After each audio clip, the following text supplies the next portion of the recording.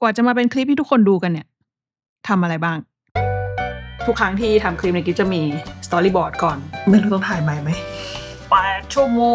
งโอ้ my god อันบนก็คือฟุตที่เราคัดมาตั้งแต่เมื่อวานวันนี้ก็จะพามานั่งทำงานตัดงานไปพร้อมกับกิ๊บเลยนั่งเคลียร์บินตอบคอมเมนต์ตัดต่อวิดีโอแก้งานทำธุระว่าวันทำอะไรแล้วก็ทั้งหมดเนี่ยทำคนเดียวแล้วก็เล่าโปรเซสแต่ละขั้นตอนในการตัดคลิปให้ฟังด้วยเหมือนมานั่งตัดงานข้างๆกันเลยเป็นยังไงก็เดี๋ยวไปดูกัน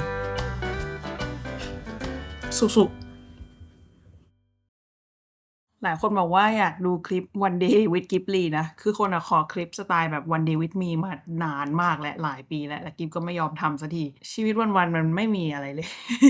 สำหรับกิ๊บนะแบบชีวิตแบบไม่ได้มีอะไรเป็นพิเศษกลัวเดี๋ยวจะกลายเป็นทุกคนมานั่งดูกิ๊บนอนเล่นมือถือครึ่งวันอะไรเงี้ยก็คงจะไม่ดี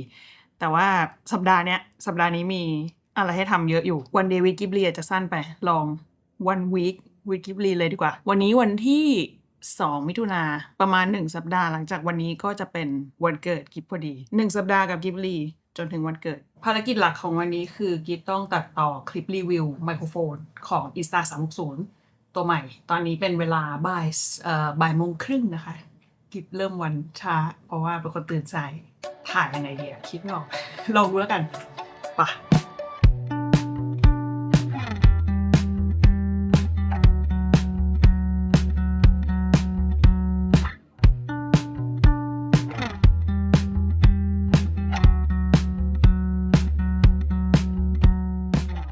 อันนี้แชร์ให้ฟังเล่นๆคนที่เคยไปเวิร์กช็อปกับกิ๊บน่าจะพอรู้แหละทุกครั้งที่ทำคลิปในกิ๊บจะมีสตอรี่บอร์ดก่อนตลอดมีสคริปต์มีสตอรี่บอร์ดแล้วก็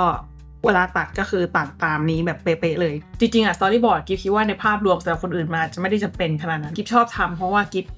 ชอบใช้สมองแค่ครั้งเดียวคือคิดให้หัวแตกไปเลยตั้งแต่ตอนทำสคริปต์ทำสตอรี่บอร์ดว่าจะถ่ายอะไรบ้างจะพูดอะไรบ้างแล้วตอนถ่ายกับตอนตัดต่อก็คือปิดสมองเลยไม่คิดเลยแค่ทำตามเช็คลิสต์ไปเรื่อยๆให้มันจบกับอีกข้อดีนึงก็คือถ้าเป็นงานที่มีสปอนเซอร์เนี่ยเวลาส่งสตอรี่บอร์ดให้เขาตรวจก่อนถ่ายมันก็จะได้เคลียร์กันทั้งสองฝ่ายว่าตรงกันไหมคะอยากแก้อะไรไหมอยากเติมตรงไหนไหมหรืออะไรจะได้ไม่ต้องมามีปัญหาตอนแก้งานกันทีหลังก็เป็นเรียกอะไรเป็นซิสเต็มที่กิ๊บใช้มาหลายปีแล้วก็รู้สึกว่าก็เวิร์กจะได้ไม่ต้องมีเซอร์ไพรส์ทีหลังเมื่อกี้กิ๊บเอาฟุตมาเรียงตามสตอรี่บอร์ดแล้วสเต็ปต่อไปคือกิ๊บจะพากย์เสียงคือกิ๊บรู้สึกว่าสำหรับคลิปสั้นนะเสียงน่าจะเป็นสตรัคเจอร์หลักของแบบด้วยจังหวะด้วยเพซซิ่งอะไรเงี้ยคือภาพเป็นตัวร้องเพราะงั้นเดี๋ยวอัดเสียง voice over ก่อนแล้วค่อยใส่เพลงค่อยตัดภาพใส่กราฟิกอะไรไมโครโฟนตัวที่กิ๊บใช้พากย์เสียงคือชัว MV7 Plus ตัวเนี้ยคือมหาจักรเขาเคยสปอนเซอร์กิ๊บนะหมายถึงว่าส่งมาให้รีวิวแล้วติดใจก็เลยซื้อเองก็ซื้อมาแต่ว่าตัวขาตั้งนี่เป็นของโหลดนะเพราะว่าของชัวเหมือนยางมันละลายหรืออะไรไม่รู้ก็เลยซื้อของโหลดมาใช้แทนเปลี่ยนแทร็กพูดให้เป็นโมโนตัวนี้มีหน้าจอที่สามารถไมค์ตัวนี้มีหน้าจอที่สามารถปรับแต่งภาพบนไมค์ได้ตามชอบใจเลยน่ารักมากไมค์ตัวนี้สามารถปรับแต่งนะไมค์ตัวนี้มันมาพร้อมไมค์ตัวนี้มีหน้าจอที่เราสามารถปรับแต่งภาพไมค์ตัวนี้มีหน้าพูดอะไรด้วยไมค์ตัวนี้มีหน้าจอและที่สำคัญถ้าใครมีกล้อง Insta360 อยู่แล้วตัวนี้สามารถเชื่อมเข้าโดยตรงโดยที่ไม่ต้องใช้ตัวรับเลยอีกอันที่กิ๊บชอบทำเวลาตัดต่อคลิปสั้นก็คือกิ๊บจะเร่งเสียงพูดตัวเองให้เร็วขึ้น 106% คือใน DaVinci Resolve เนี่ยถ้าเราเร่งคลิปหรือว่าเร่งเสียงเนี่ยเสียงเราจะไม่แหลมขึ้นไม่แหลมเป็นชิปมังเขาจะจูนให้เสียงเรากลับมาเป็นโทนเสียงปกติของเรานี่ตั้ง Speed Change ตรงนี้เป็น 106% ต่อไปก็จะเป็นขั้นตอนการใส่เพลง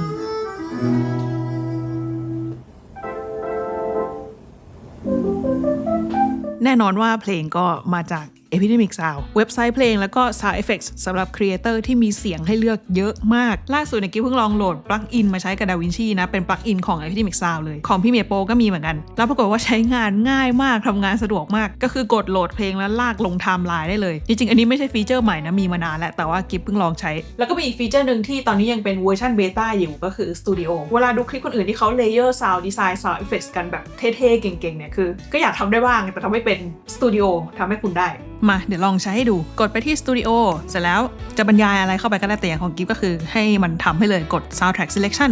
มันก็จะบอกว่าให้เราไปเลือก section ของวิดีโอที่เราต้องการจากนั้นมันก็จะใส่ซาวให้รอแป๊บหนึ่งมันก็จะมีตัวอย่างซาวขึ้นมาให้แบบนี้ถ้าเราโอเคแล้วก็กด Add to Timeline Sound Effects ทั้งหมดก็จะไม่อยู่บน Timeline เราเลย Amazing สุดๆถ้าเรายังไม่ชอบก็สามารถปรับเพิ่มได้อีกอันนี้ทำบนเว็บไซต์ได้นะหรือว่าถ้าใครใช้ Premiere Pro ก็ทำได้เหมือนกันใครสนใจจะสมัครก็คลิกที่ลิงก์ด้านล่างเสร็จแล้วใช้โค้ด GIF50 จะได้ทดลองใช้ฟรี30 วันแล้วหลังจากนั้นอีก2 เดือนก็จะได้ส่วนลด 50%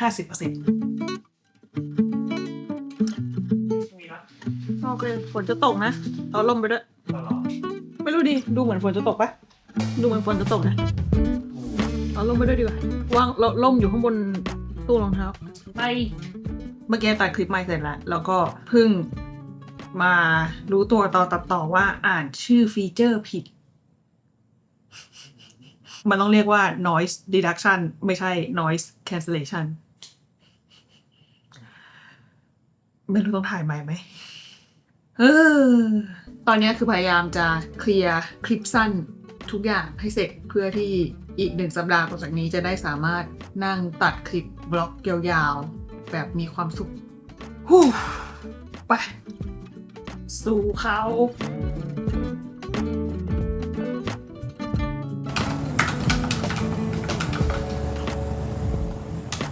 ตอนนี้เป็นเวลา4 โมงเย็นแล้วก็เมื่อกี้ลูกค้าก็ทักมาถามเรื่องไทม์ไลน์งานอีกตัวหนึ่งว่าถ่ายเมื่อไหร่ส่งสคริปต์เมื่อไหร่ส่งดราฟเมื่อไหร่เพราะงั้นเดี๋ยวต้องโทรนัดวันคุณเจ้าว่าคุณเจ้าว่างไหมฮัลโหลขอกวนอีกทีได้อ๋อนี่เลี้ยงไรก้าอยู่ใช่อ๋อนี่คือโอเคอ๋อเสียงเมื่อกี้เสียงไรก้าใช่อ๋อโอเคจะถามว่าอาทิตย์หน้าวันที่10เปิดกล้องได้ไหมได้ทักทายหน่อยฮัลโหลแล้วก็ออกกล้องหน่อยเดี๋ยวสวัสดีครับบอลสวัสดีครับพ่อว่างมั้ยลูกพ่อว่างวันที่12ไหมไม่ใช่13 มิถุนาว่างอ๋ออีกเรื่องคือฝนตกแต่ถ้าฝนตกมันก็ไม่ได้ทุกที่ป่ะที่ไหนมันก็ไม่ได้หมดอะใช่แต่ยังไงก็ต้องถ่ายก่อนไงเขาเรียกว่าอะไรสแตนบายรอแถวนั้นเราแบบฝนหยุดก็รีบออกไปเนี่ยใช่ไหนขอดูหน้ารายการหน่อยโอ้โหไปแล้วจะเอาพ่อแล้วเอาพ่อคืนไม่ชอบปีนอ๋อชอบปีนซนนะโอเคเท่านี้แหละ13โอเคเจอกันเดี๋ยวลงตารางไว้ขอบคุณครับบ๊ายบายบ๊ายบายทำได้อยู่บ๊ายบายกล้องหน่อยเลยค่ะบ๊ายบายนะ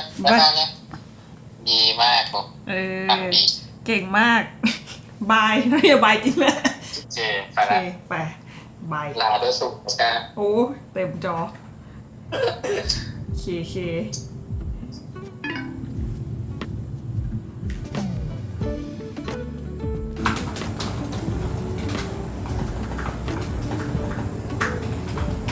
เพื่อนกิ๊ฟเพิ่งโพสต์ว่าเจองูในส้วมโอ้ my god โอ้มันฝันร้ายนี่เป็นจริงดีว่าเขาไม่ได้นั่งโอเคทำงานต่อต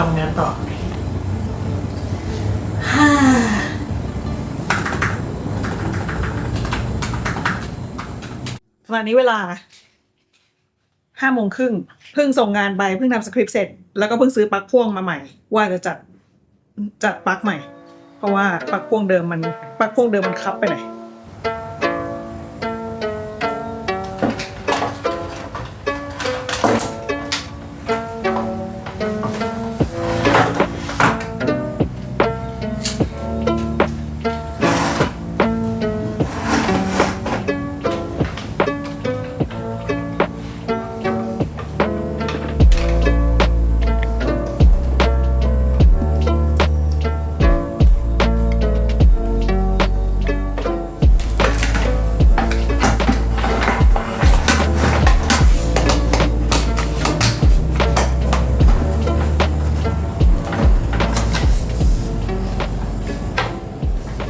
จริงๆก็ดูเหมือนไม่ต่างจากเดิมมากไหม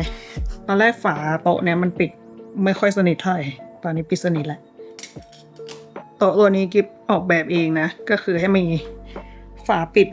แล้วก็มีรูปลั๊ก2ด้านจะได้ซ่อนความอะไรก็ไม่รู้เหล่านี้ เอาไว้ข้างในได้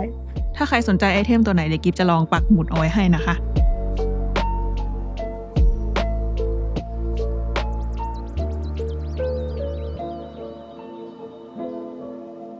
หมดแล้วงานของวันนี้ตอนนี้6 โมงเย็นที่เหลือก็นอนเล่นแล้วไม่ทำอะไรแล้ววันนี้แล้วเดี๋ยวพรุ่งนี้ก็จะเริ่มเอาไฟล์ที่ถ่ายที่แล้วเดี๋ยวพรุ่งนี้ก็จะเริ่มเอาไฟล์ที่ถ่ายที่คีร์กิสถานมาเรียงเพราะว่ามันมี2 กล้องเนอะมีกล้องกิฟกับกล้องจะเอามาเรียงแล้วก็คัดไปในตัวหมายถึงว่าคัดเลือกว่าฟุตไหนใช้ได้ฟุตไหนใช้ไม่ได้ซึ่งส่วนใหญ่อะของเจ้าอะใช้ได้หมดไอ้ที่จะใช้ไม่ได้เนี่ยคืออันที่กิฟถ่ายเดี๋ยวพรุ่งนี้เอาให้ดูว่าที่ว่าใช้ไม่ได้เนี่ยหมายถึงยังไงอ้อเดี๋ยวนะลืมไปว่ายังไม่ได้ตอบคอมเมนต์ใน YouTube เดี๋ยวเรามาตอบคอมเมนต์ใน YouTube ไปด้วยกันดีกว่าแม่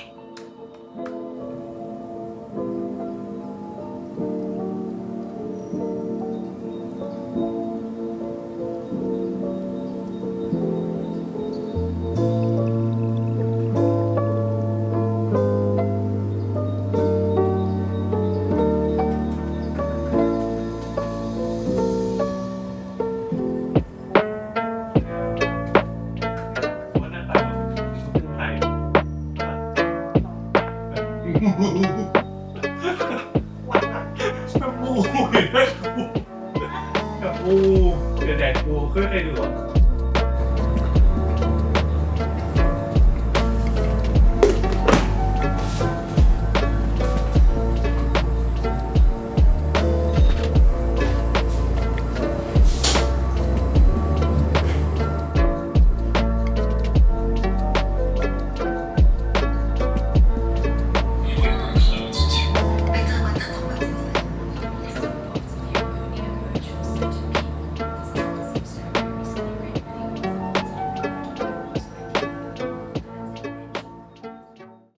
โอเค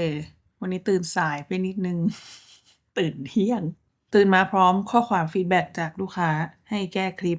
ว่าเติม text ชื่อฟีเจอร์ให้หน่อยค่ะแล้วก็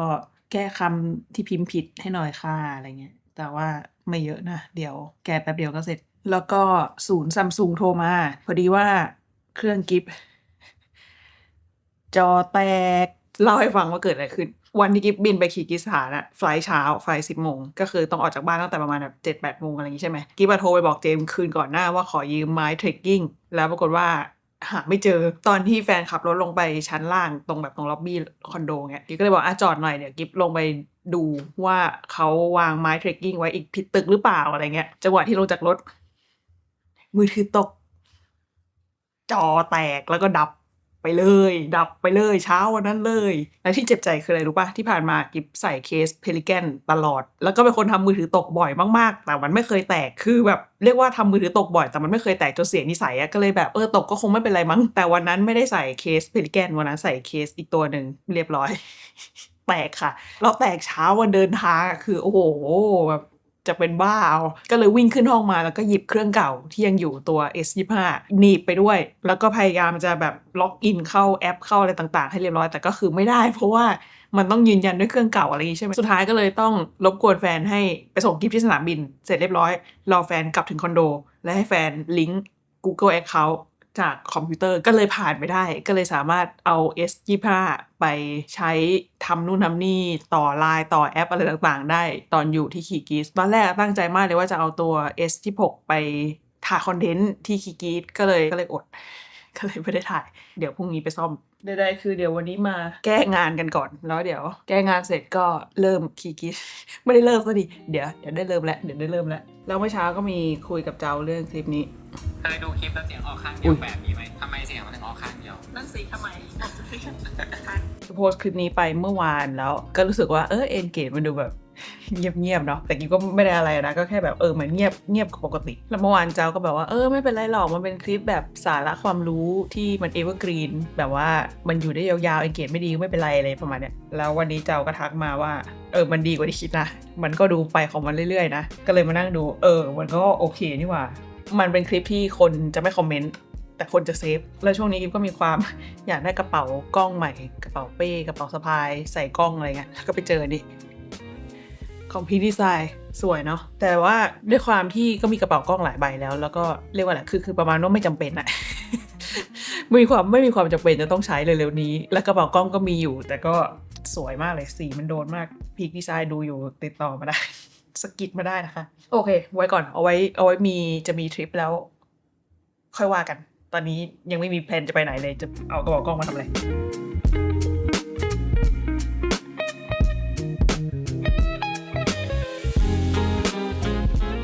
เรามาดูกันดีกว่าว่าไปเที่ยว8วัน7วันมีกล้องกิฟกล้องเจ้าแล้วก็โดรนป๊อปปี้ไฟล์ทั้งหมดกี่กิกนี่นะมี3ไฟล์กิฟเจ้าป๊อปปี้รวมกันเป็นเท่าไหร่เอ่ยเลขที่ออกยังอีกเร็วอย่าช้า900 กิกเกือบ1 เทไหนดูดิใครถ่ายเยอะสุดน้องกิฟถ่ายเท่าไหร่คะน้องกิฟถ่ายไป360 กิกพี่เจ้าล่ะคะพี่เจ้าถ่ายเท่าไหร่พี่เจ้าถ่ายไป275 กิกเท่านั้นพี่เจ้าเก่าแพ้น้องกิฟนะคะแต่คนที่ตกใจที่สุดคือคนนี้ป๊อปปี้ถ่ายไป295 กิกซึ่งไอ้เกือบ300 กิกเนี่ยคือไม่ได้ใช้กล้องถ่ายนะอันเนี้ยคือโดรนกับ iPhone 2 อย่างรวมกัน300 กิกโอ้ my god ป๊อปปี้คือเวลาได้ไฟล์มาเนี่ยกิฟจะแยกออกเป็นกล้องไขกล้องมันนะแล้วของแต่ละกล้องเนี่ยกิฟก็จะแบ่งเป็นวันอย่างเช่นโฟลเดอร์ D1 ก็จะเป็นของวันที่1แล้วสิ่งที่กิฟจะชอบทำอีกอย่างก็คือเปลี่ยนชื่อไฟล์สิ่งที่จะเติมเข้าไปในชื่อไฟล์ก็คือวันที่เท่าไหร่เช่น D1 วันที่1 D2 วันที่2อันนี้กิฟก็คลิกขวา rename แล้วก็เปลี่ยนทั้งโฟลเดอร์แบบนี้เลยอย่างที่2ที่จะเติมก็คือเติมหางโดยที่หางของชื่อเนี่ยก็จะเติมว่าเป็นกล้องของใครพอตั้งชื่อเสร็จก็จะได้ออกมาแบบนี้แต่ละโฟลเดอร์ก็จะมี D2 ชื่อไฟล์แล้วก็กล้องไขอย่างเช่นอันนี้ก็คือกล้องเจ้าเป็นต้นคือเวลาตัดคลิปแล้วดูในมีเดียพูลเนี่ยกิ๊บรู้สึกว่ามันดูง่ายดีกิ๊บไม่ได้ตั้งชื่อไฟล์ Poppy ใหม่เพราะว่าไฟล์ Poppy กิ๊บไม่ได้ตั้งชื่อไฟล์ Poppy ใหม่เพราะว่าไฟล์ Poppy ส่วนใหญ่เป็นโดรนนะเวลาตัดบล็อกมันใช้โดรนไม่เยอะอยู่แล้วโอเคสเต็ปต่อไปก็คือกิ๊บก็จะเอาฟุตทุกคนมาเรียงบนไทม์ไลน์คือแบบอยากจะเห็นทุกคลิปก่อนที่จะตัดสินใจว่าจะใช้คลิปไหนบ้างเอามาเรียงบนไทม์ไลน์แบบตามลำดับเหตุการณ์เรียกว่าอะไรสมมติสถานที่ที่1กล้องกิ๊บวางไว้สถานที่1กล้องจ่าวางไว้สถานที่ที่1กล้องป๊อปปี้กรุ๊ปเป็น1ที่แล้วก็ไล่ไปเรื่อยๆจนจบทริปแล้วเดี๋ยวสเต็ปต่อไปก็คือมานั่งคัดว่าอะไรใช้ได้อะไรใช้ไม่ได้แล้วพอคัดเสร็จก็ค่อยเริ่มตัดเริ่มช้อปปิ้งเอาจากที่คัดแล้วเนี่ยมาลงไทม์ไลน์อีดิทเป็นสตอรี่อีกทีนึงซึ่งสิ่งที่พูดมาเนี่ยก็จะใช้เวลาหลายวันบางทีคัดฟุตอย่างเดียวก็คือ2 วันแล้วเรียงฟุตอย่างเดียวเนี่ย1 วันแล้วคัดฟุตอีก 1-2 วันแล้วก็ตัดต่ออีกประมาณหลายวันเช่นแบบสมมุติถ้าเป็นทริปเขาเรียกถ้าเป็นทริปหลายวันอย่างเงี้ยบางทีก็ถ้า1 วันมีหลายเหตุการณ์ใช่ไหม1 วันกิ๊บก็จะนั่งตัดไปเลย1 วันหมายถึงว่าเหตุการณ์1 วันในทริปอะพูดไงดีวะ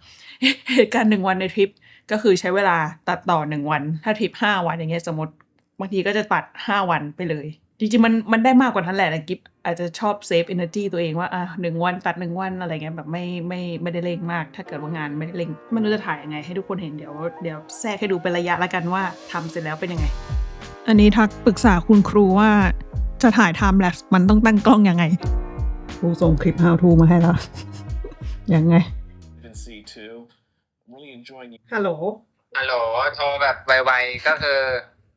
ไอวีที่มันให้เลือกก็คือ แล้วแต่ว่าคุณจะตัดคลิปใช่ไหมใช่อยากให้มันแบบรู้สึกเวลาผ่านไปไวก็5 วิก็ได้แบบ5 วิถ่ายรูปนึงความหมายมันคืออย่างนั้นอ่ะอ๋อใช่1 วิถ่าย1 รูปอะไรอย่างเงี้ยมันก็จะแบบติดเกินไปมันจะกลายเป็นวิดีโอแบบละเอียดเกินไปสัก3 วิก็ได้โอเคเดี๋ยวแต่เหมือนรุ่นเก่าๆไม่มีฟังก์ชันทำแลบมันต้องพวกรุ่นใหม่ๆซึ่ง AJC มีคุณมีไงใช่ไหมล่ะใช่แล้วก็ไปสับสนกับตอนที่ไปเวิร์กช็อปคุณที่บอกว่าใช่ SNQ แล้วก็ใช่เปล่าวะเมื่อกี้ลอง Quick Motion ไปแล้วก็ยังแบบมันใช่เหรอวะไม่ใช่โอเคเดี๋ยวลองใหม่ขอบคุณค่ะสวัสดีครับ จะถ่ายไทม์แลปทีมันช่างยากเย็น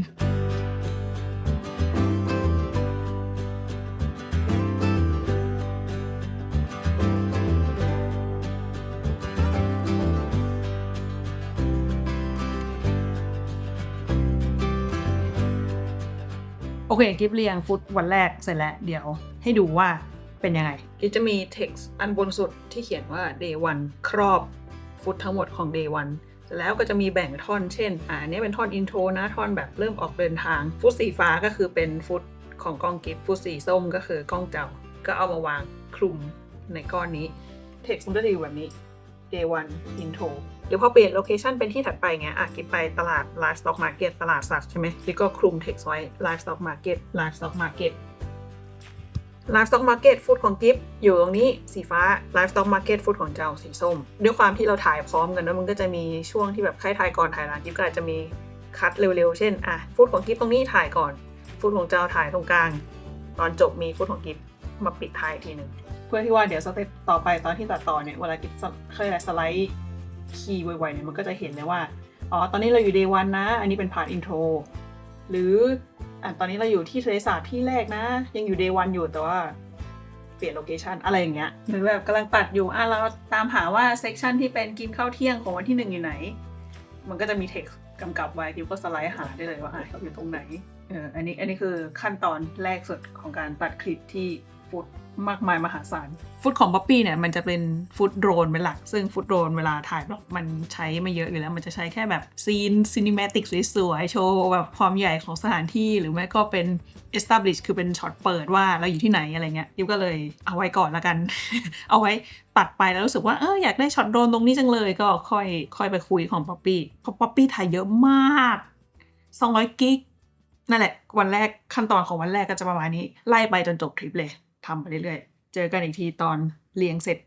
ตอนนี้เวลา3:30ดูซิว่าวันนี้จะเรียงเสร็จกี่โมงหรือจะเสร็จหรือเปล่าลองดู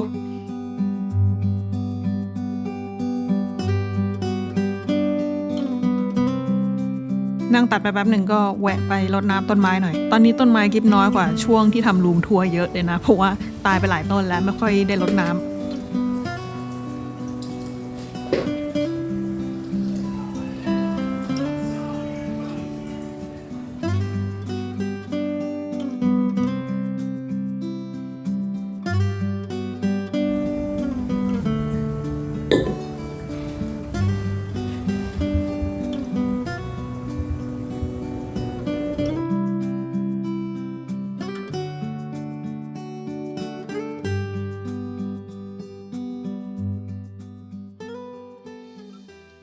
มีอะไรจะเล่าให้ฟัง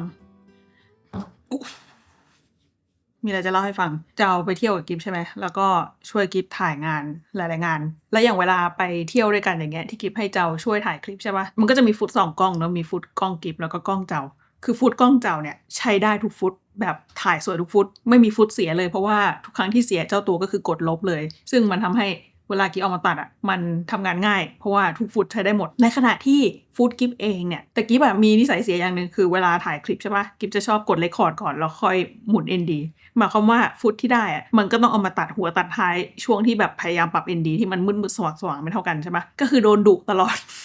อีกอย่างก็คือชอบแบบมือลั่นไปโดนไอ้นู่นไอ้นี่ลืมปรับไว้บาลานซ์ลืมอะไรไม่รู้ตลอดเลยคือกลายเป็นว่าฟุตตัวเองนี่แหละที่ใช้ไม่ค่อยได้ แล้วพอรู้ว่ามีเจ้าช่วยถ่ายแล้วฟุตที่เจ้าถ่ายมันจะสวยใช่ปะกิฟก็เลยเสียนิสัยเลยกลายเป็นคนแบบไม่ตั้งใจถ่ายเรียกว่าไม่ตั้งใจไหมเรียกว่าถ่ายเ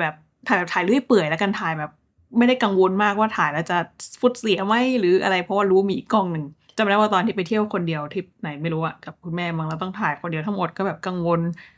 เสร็จไม่พอรู้สึกแบบตั้งใจถ่ายมากแล้วก็เจอว่าตัวเองตั้งเซตติ้งผิดตอนกลางทริปอะไรเงี้ยแบบ มีคนช่วยมันก็ดีกว่าอยู่แล้วเนาะตอนนี้เวลา5 โมงเย็นกิฟเรียงคลิปมาถึงวันที่4แล้วอันนี้คือยังไม่ได้ดูคลิปอะไรจริงจังเลยนะแค่แบบแมปว่าที่ไหนไปที่ไหนเท่านั้นเองสรุปว่าความยาวฟุตทั้งหมดที่มียังไม่รวมโดรนนะ8 ชั่วโมงถ้าทำบล็อก8 ชั่วโมงจะมีคนดูปะ อารมณ์แบบอันคัดเอาฟุตวางลากใส่ไทม์ไลน์แล้วเอ็กพอร์ตเลยฟุต8 ชั่วโมงเนี่ยตั้งใจว่าจะแยกเป็น2 EP แล้วก็กำลังลังเลว่าวันนี้จะ คัดฟุตต่อเลยดีไหมหรือว่าพอแค่นี้ก่อนบางคนก็อาจจะบอกว่าหูฟุตตั้ง8 ชั่วโมงน่าจะทำคลิปสักแบบ 3-4 ชั่วโมงอะไรงี้ใช่ไหมคือจริงๆมันก็ทำได้แหละแต่ว่าส่วนตัวจะชอบให้มันมีเรียกว่าอะไรมีลำดับเรื่องมีมูดมีบิวมีอะไรสุดท้ายมันก็เลยจะโดนตัดออกไปเยอะอาจจะเหลือแบบ40 นาทีแม่แต่8 ชั่วโมงมันจะเหลือ40 นาทีมันก็ทำใจยากอยู่ตอนนี้เลยคิดง่ายๆไวๆว่าน่าจะทำที่คิดไว้นะอาจจะมีเปลี่ยนที่คิดว่าคือจะทำ2 EP ละประมาณชั่วโมงนึงถ้าตัดไปตัดมาแล้วมันงอกได้อีกชั่วโมงนึงก็ดีเหมือนกันจะได้มีคลิปไปลงอีกหลายๆ EP เฮ้ยเขามี อันนี้ของผู้ชายนะแต่ว่าใส่ได้ก็เลย เท่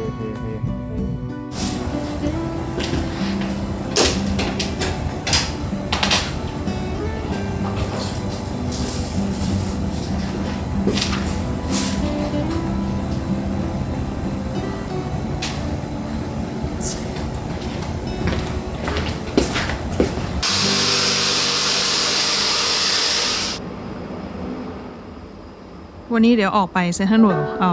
มือถือไปซ่อม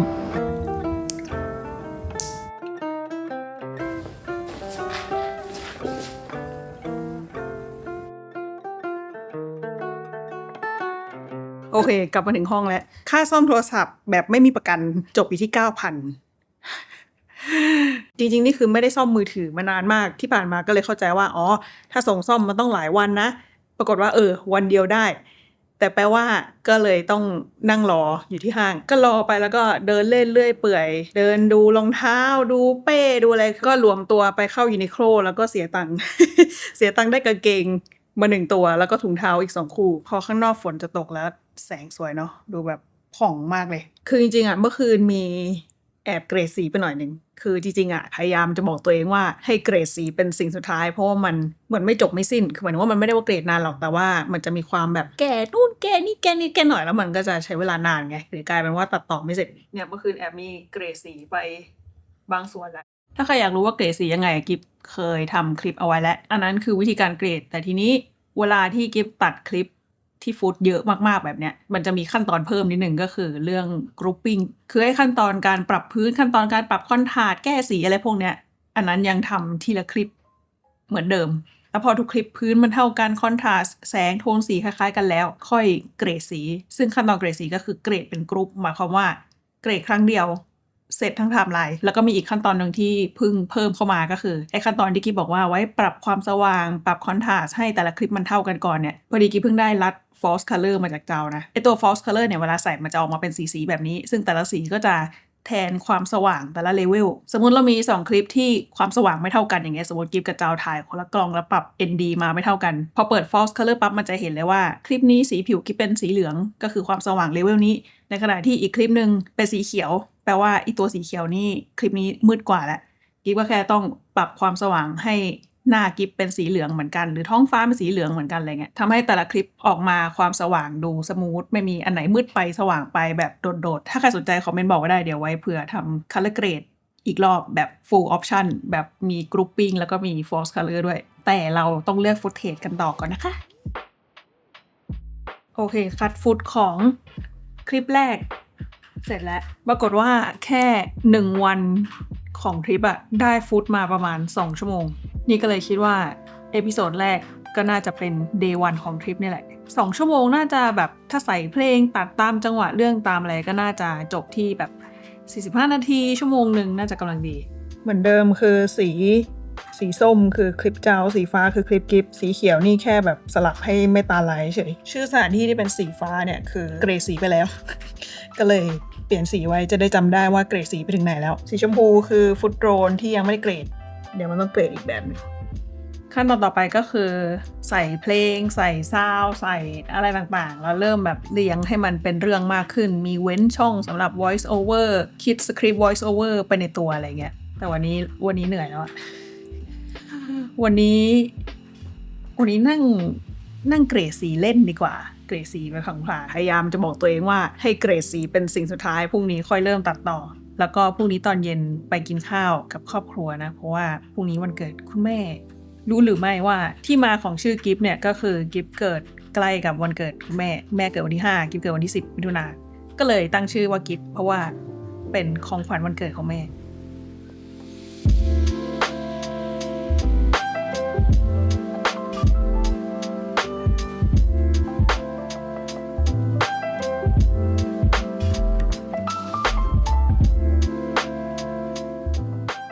ตอนนี้กิฟเข้าสู่ขั้นตอนการตัดต่อและคือเวลาตัดต่อเนี่ยกิฟจะชอบวางไทม์ไลน์2อันบนก็คือฟุตที่เราคัดมาตั้งแต่เมื่อวานแล้วก็ข้างล่างก็คือไทม์ไลน์จริงๆที่จะเป็นวิดีโอไฟนอลไม่รู้มีใครชอบใช้ไหมคือกิฟจะชอบใช้ตัวฟีเจอร์ในการเปลี่ยนสีคลิปไว้โน้ตสิ่งต่างๆอย่างเช่นพาร์ทไหนที่ตัดเสร็จเรียบร้อยแล้วไม่ต้องทำอะไรแล้วก็กิฟจะใช้เป็นสีฟ้าส่วนตรงไหนที่เดี๋ยวต้องกลับมาทำอย่างเช่นไฮไลท์ตอนต้นหรือว่าพาร์ทต่างๆอย่างเช่นแบบตรงนี้ต้องเติมรูปนะต้องเติมรู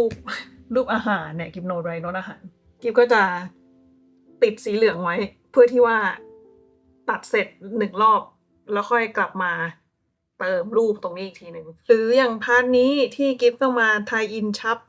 ประกันเดินทางต่างประเทศกิฟก็ลากแถบไว้ว่าต้องไทยอินท่อนนี้นะโน้ตไว้เป็นสีเหลืองอีกเรื่องหนึ่งที่อยากเล่าให้ฟังก็คือคนก็รู้ว่ากิฟทำงานกับชับใช่ไหมประกันต่างประเทศชับเขาเพิ่งทักกิฟมาว่าเขาเพิ่งทักมาบอกว่าคลิปเซี่ยงไฮ้ที่เพิ่งทำไปเนี่ยจนถึงตอนนี้เดือนพฤษภาเนาะตอนนี้เดือนมิถุนากิฟเพิ่งทำกับเขาไป1คลิปแบบว่าลองทำงานด้วยกันเขาทักมาบอกว่ามีคนใช้โค้ดกิฟ25กี่คนจากที่ลงไปคลิปเดียวเนี่ยแล้วตัวเลขคือกิฟคิดว่ากิฟคงบอกตัวเลขไม่ได้เนาะแต่ว่ามันเยอะมากอะมีคนเอาโค้ดกิฟ25ไปซื้อประกันเดินทางต่างประเทศเยอะมากแบบขอบคุณทุกคนมากๆค่ะขอบคุณทุกคนที่ใช้โค้ดกิฟ25ในการซื้ออะไรก็ตามจาก Epidemic Sound หรือจากประกันเดินทางคือไม่รู้ทุกคนจะจินตนาการออกไหมว่าชีวิตประจำวันกิฟมันก็เป็นอย่างเงี้ยคือนั่งอยู่หน้าคอมคนเดียวนั่งตัดคลิปคนเดียวมีไปเที่ยวบ้างไปครั้งคราวบางทีมันเลยนึกไม่ออกจริงๆว่ามีคนจำนวนมากขนาดไหนที่ดูเราอยู่หรือว่ามีคนจำนวนมากขนาดไหนที่แบบเชื่อใจเราที่จะซื้อของตามเรามันนึกภาพไม่ค่อยออกนะพูดตามตรงแต่พอแบบเห็นเป็นตัวเลขอะขอบคุณทุกคนมากค่ะขอบคุณมากไปเราตั้งใจทำทุกคลิปทุกคนดูคลิปนี้ก็น่าจะรู้แล้วว่าแต่ละคลิปเนี่ยตั้งใจขนาดไหนสุดๆอันนี้คือวาร์ปมาเย็นวันถัดไปแล้วนั่งตอบเมลแป๊บนึงแล้วก็ออกไปกินข้าวฉลองวันเกิดคุณแม่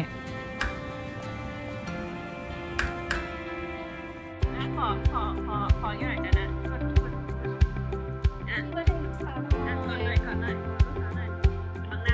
ไม่บังแค่ที่ถ่ายวิดีโอดีมากเลย Happy Birthday เย้ยิ้มหอมแก้ม1ทีค่ะหอมแก้มหน่อยหอมแก้มสาวหน่อยค่ะ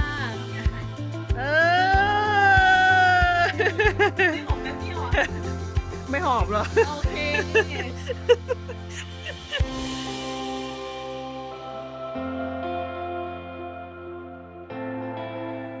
วันนี้ตัดต่อจน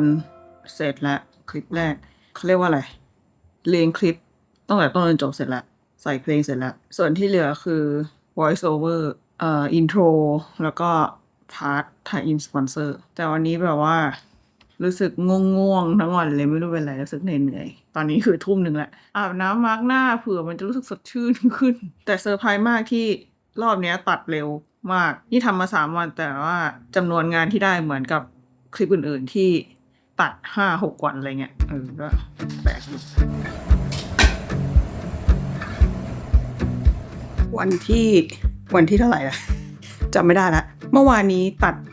เพิ่มไปได้หน่อยนึงตัดพาร์ทไฮไลท์แล้วก็นั่งแก้เสียงคือทริปเนี้ยสิ่งที่คนพบก็คือลมมันแรงมากแล้วไมค์มันไม่ค่อยไหวทริปเนี้ยลมแรงมากเกือบทุกวันเสียงมันก็เลยมีแบบบูบี้บ้างก็พยายามจะใช้อีควอไลเซอร์แก้เท่าที่ไหวกลายเป็นว่ารอบเนี้ยไมค์กิฟเสียงดีกว่าไมค์เจ้าทั้งที่ปกติไมค์เจ้าจะเสียงดีกว่ากิฟเพราะว่า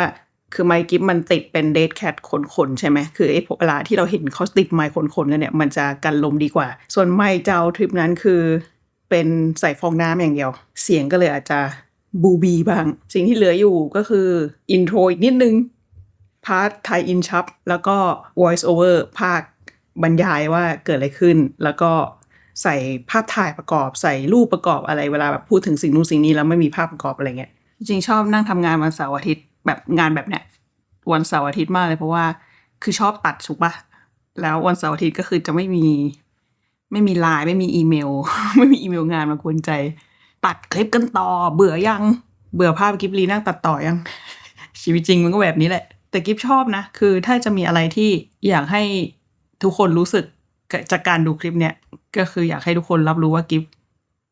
ชอบทำสิ่งนี้จริงๆมันแบบเป็นความสุขแหละแต่การตัดทริปเนี่ยนะคือถ้าทริปไม่สนุกก็อาจจะไม่ค่อยมีความสุขในตอนตัดต่ออะไรเห็นหลายคนบอกว่าอยากเป็นครีเอเตอร์แต่บอกไม่ชอบตัดต่อไม่ชอบถ่ายคลิปมันก็ยากอยู่นะเพราะว่างานเป็นครีเอเตอร์เนี่ยมันคือถ่ายกับตัดคลิปเลยไม่งั้นก็คือต้องมีตังค์จ้างคนอื่นมาทำให้สิ่งที่จะทำวันนี้คือ voice over พากย์เสียงซึ่งถ้าพากย์เสียงก็เท่ากับว่าต้องพากย์พาร์ทไทยอินสปอนเซอร์ไปด้วยเลยอย่างที่บอกกิฟจะชอบตัดอินโทรตัดไฮไลท์หลังสุดใช่ไหมเพราะว่าอยากเห็นภาพ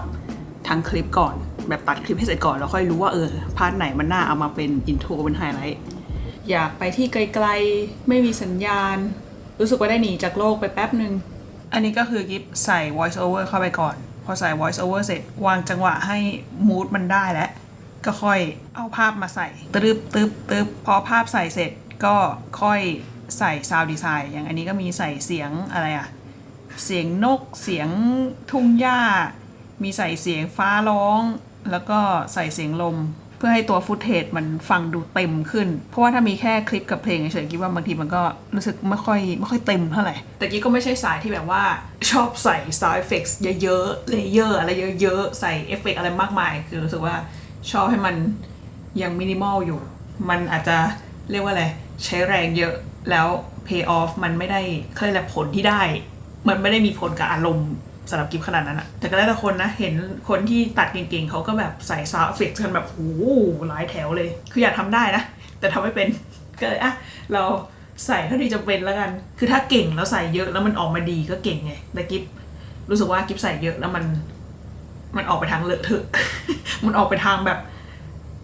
กวนความสนใจไปหน่อยก็เลยใส่นิดเดียวพอมันเป็นอารมณ์แบบว่าอยากไปเที่ยวภูเขาอยากไปไกลๆไม่มีสัญญาณวิวกว้างๆเหมือนได้หนีหายจากโลกไปแป๊บนึงจริงๆมันจะมีกฎหนึ่งที่คนทำคลิปหลายคนน่าจะเคยได้ยินคือเวลาทำฮุกคือมันต้องมีคอนฟลิกต์อะไรสักอย่างตอนแรกกิ๊กก็ไม่ค่อยเข้าใจนะว่าคำว่าคอนฟลิกต์คืออะไรหมายถึงว่าต้องมีคนทะเลาะกันหรอหรืออะไรไม่ใช่นะคือคอนฟลิกต์ในที่นี้หมายความว่ามีอะไรขัดแย้งกันในตัวเองในช่วงอินโทรคลิปนี้ก็เป็นความบังเอิญนะไม่ได้วางแผนมาก่อนคือเปิดคลิปด้วยการบอกว่าอยากจะแบบหนีเข้าภูเขาไปพักผ่อนไปอะไรนี้ใช่ปะแล้วคอนฟลิกต์ที่ตามมาก็คือเจ้าที่พูดว่ากูมาทำอะไร ประมาณว่าจะไปดูภูเขาวิวสวยๆเนี่ยมันแลกมากับอะไรบ้างเขาซ่วมหลุมกินข้าวไม่ลงเจอฝูงแกะขวางถนนอะไรประมาณเนี้ยเป็นสีสันการเดินทางนะเจ้าไปพอดีเจ้าเพิ่งส่งเซต sound effect มาให้กิฟเป็นเซตที่เจ้าไปเขาเรียกว่าอะไรไปเม้นใน Instagrammer คนหนึ่งว่าให้เม้น SFX แล้วจะได้อะไรแพ็ค sound effect มานี่ก็เลยได้มาขอเจ้ามามันเป็นไลเซอร์ที่ดีนะคือทุกคนอาจจะเคยได้ยินเสียงแบบวีดแบบฟีบใช่ป่ะเขาเรียกว่าไลเซอร์ซึ่งมันก็มีเยอะแหละแต่ว่ากิฟยังไม่เจออันที่ถูกใจแต่อันนี้ถือว่าโอเคเดี๋ยวลองเอามาใช้ปกติมันจะใช้เวลาแบบจังหวะเปลี่ยนผ่านอะให้คนแบบลุ้นนิดนึงลองใส่เบาๆกิ๊กผ่านกันแต่เดี๋ยวลองชิปให้มันเสียงเข้มขึ้นหน่อยผ่านกันบอกไม่ถูกเลยยังไงวะกิ๊กผ่านกันแต่กูมันได้แล้วรู้สึกว่าได้แล้วมันเป็นอารมณ์แบบว่าอยากไปเที่ยวภูเขาอยากไปไกลๆไม่มีสัญญาณวิวกว้างๆเหมือนได้หนีหายจากโลกไปแป๊บนึงเราต้องพักจากการตัดต่อแป๊บนึงเพื่อมาเคลียร์บินนะคะเคลียร์บินโปรเจกต์เนี่ยแหละคีร์กิสถานเพื่อเอาไปเบิกเป็นค่าใช้จ่ายบริษัทนะเวลาไปต่างประเทศอะบัญชีเขาสอนมาว่าต้องเก็บบินทีละวันเพราะว่าเรทเงินแต่ละวันมันไม่เท่ากันเวลาไปแปลเป็นเงินไทยเพื่อเบิกกับบริษัทตัวเองเนี่ยแหละก็คือต้อง เอาไปเปลี่ยนแปลงเป็นเงินไทยก่อนยกเว้นว่าใช้พวกแบบบัตรยูทริปอะไรเงี้ยที่หน่วยมันเป็นเงินไทยอยู่แล้วก็ไม่ต้องบินมากมายไม่มากถูกไม่มากเพราะว่าทริปนี้อยู่กับปากกับเขาก็เลยไม่ค่อยได้มีบินเท่าไหร่จริงๆกิ๊บมีหน้าที่แค่เตรียมเอกสารนี่แหละแต่ว่าคนที่จะช่วยตรวจช่วยเช็คช่วยทำอะไรต่างๆก็จะมีกิ๊บมีน้องแอดมินอีกคนนึงแล้วก็มีพี่ๆบริษัทบัญชีที่ช่วยดูแลให้นะเป็นบริษัทที่มีพนักงานประจำ1 คนภาษาคีย์กิ๊บวันที่เท่าไหร่เนี่ยเจอแล้ว23 เดือน 5อันนี้17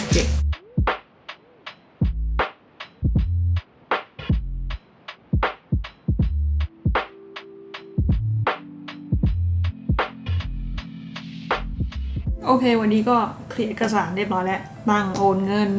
ใส่ค่าใช้จ่ายแต่ละเดือนค่าส่งของส่งเอกสารค่าเดินทางค่าอะไรต่างๆเรียบร้อยแล้วเอาเอกสารไปให้แอดมินวันอังคารวันนี้วันอาทิตย์ส่วนคลิปตอนนี้เหลือพาร์ทไทยอินประกันเดินทางของชับคือตอนตัดเสร็จแล้วเนี่ยรู้สึกว่าอยากได้คลิปที่เป็นคลิปนั่งพูดหน้ากล้องเพิ่มก็เลยเดี๋ยวถ่ายพรุ่งนี้นี่แหละที่ห้องแล้วก็เติมเข้าไปแต่ว่ากราฟิกใส่หมดแล้ว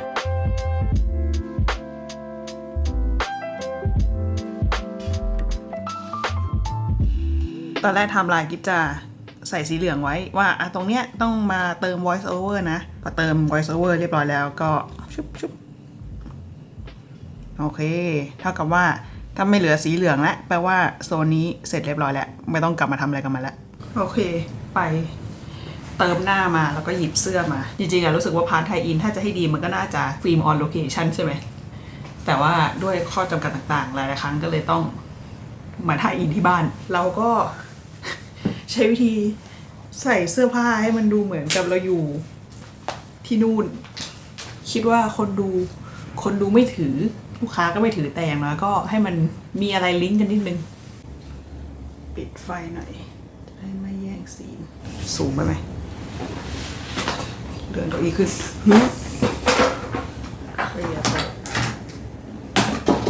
เราก็ใช้ประกันรถเช่าก่อนอันนี้ป่าววะ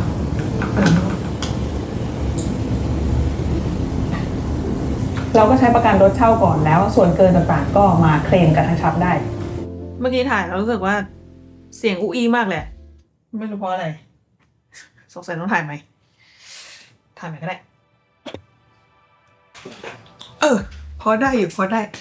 แต่ขี้เกียจใส่เสื้อแล้วอะปกติเช่ารถเนี่ยมันก็จะมีประกันรถเช่าใช่ไหมคะได้แล้วมั้งโอเคกิ๊บตัดคลิปเสร็จเรียบร้อยแล้วกำลัง export สรุปว่าคลิปนี้ใช้เวลากี่วันเนี่ยนับก่อน1 2 3 4 5 6 วันจริงๆก็เท่าเดิมเนาะอันนี้ก็ export คลิปอยู่แล้วเดี๋ยวพรุ่งนี้ส่งให้ทางชับเขาช่วยเช็คผ่านสปอนเซอร์ว่า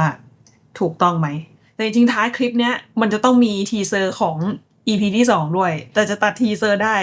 ต้องตัด EP ที่2ก่อนกิ๊บแพลนว่าจะตัดคลิปเนี้ยไอตัวคลิป Work with me เนี่ยก่อนพออันนี้เสร็จเรียบร้อยก็ค่อยตัดคลิปที่2พอช่วงที่ตัดคลิปที่2ก็ค่อยเอาทีเซอร์ของคลิปที่2มาใส่คลิปที่1แล้วก็ค่อยโพสต์คลิปที่1วันนี้วันที่8 มิถุนายนอีก2 วันวันเกิดกิ๊บทีแรกว่าจะถ่ายให้ถึงวันเกิดแต่วันนี้ก็พอมั้งยาวแล้วเบื้องหลังการทำงานก็จะประมาณนี้แหละก็หวังว่าจะดูกันแบบเพลินๆนะเดี๋ยวคลิปถัดไปเร็วๆนี้ก็จะเป็นผลลัพธ์ของการนั่งตัดที่ทุกคนนั่งดูมาด้วยกันเนี่ยวันนี้ก็มีเรื่องมาแชร์เท่านี้ค่ะไว้เจอกันคลิปหน้า